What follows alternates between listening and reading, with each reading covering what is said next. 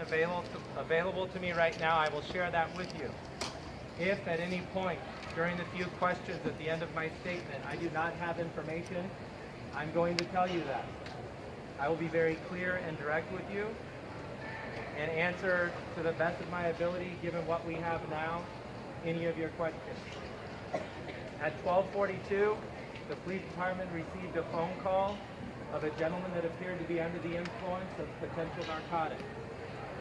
We received a second phone call that advised that the subject that was potentially under the influence of narcotics had jumped a construction fence at the OAT Theater. A staff member who saw the person jump the construction fence and then jump back asked if the person needed help. There was an exchange between the staff member and the person who jumped the fence that concerned the staff member, who also reported this incident to police. Officers responded, contacted the subject in front of the Starbucks at the Union. The officers at that time had determined that they were going to place the individual under the arrest based on physical symptomology of being under the influence of a controlled substance. At that time, they tried to put the handcuffs on the individual, and a struggle ensued. I know that there was many different versions. I've seen many different video clips on cell phones. Although that is a very important piece, but it's also one piece of the overall investigation. The context of the investigation, what happened before, and what happened after is still being under review and investigated. There have been independent witnesses, both before, during, and after the incident, that also support that the person that the officers arrested were under the influence, or potentially under the influence, of a controlled substance. The subject was uninjured and transported to county jail and has been booked for under the influence of a controlled substance and resisting arrest. I realize and share the concern specifically about the incident that occurred. I have worked with many groups and have spoken to many of you today on very important topics, and those conversations will continue.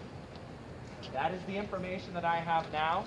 I tried to get as much information as possible to provide a larger picture as to everything that occurred.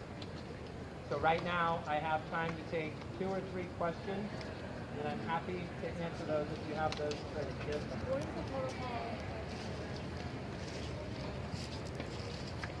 She's asking, what is the protocol when somebody is under the influence or mentally ill when they're being arrested? Is that right?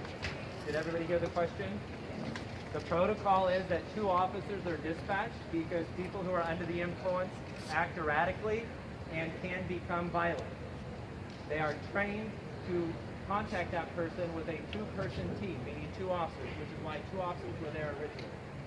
The protocol then becomes to get them help, get them resources, and whatever it might be at times. Every situation is different, everything unfolds differently, but if you're under the influence of a controlled substance, we take you to jail where there's a sobering area, so you can sober up safely and then are released and given a court date to answer the charges about being in public with a controlled substance.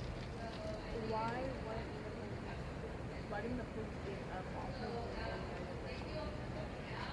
Her question is, why did the police not get up off him when he said, "You are breaking my back"? I did not see that piece of the investigation. I don't have the answer to that question right now, so I can't answer that without not having all of the facts. When will you know? She's asking when we will know all the facts of the case. That depends on how the investigation unfolds. There were 2 witnesses that provided statements that supported that the person was under the influence of investigation or under the influence of a potentially controlled substance. So they will be re-interviewed. Video footage will be reviewed. There's a number of factors that lead into that, so I can't give you an exact timeline. Again, this is obviously a concern and a priority that we take seriously, so we're going to finish that as soon as possible.